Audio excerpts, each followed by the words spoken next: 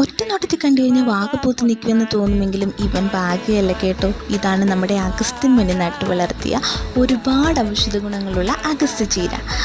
Pressure, sugar, cholesterol, വായിൽ ഉണ്ടാകുന്ന വായ്പുണ്ണ്, നമ്മുടെ വായിൽ അൾസർ എന്നൊക്കെ പറയില്ലേ, അത്, തൈറോയ്ഡ്, അങ്ങനെ ഒരുപാട് അസുഖങ്ങൾക്ക് ബെസ്റ്റ് സാധനമാണ് കേട്ടോ ഇത്.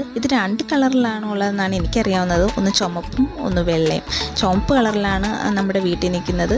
ഇത് ഞാൻ സായുട്ടനെ പ്രഗ്നൻ്റ് ആയിരുന്ന സമയത്ത് ചേട്ടൻ കൊണ്ടുവന്ന് തന്നതാണ് ഇതിൻ്റെ വിത്ത്.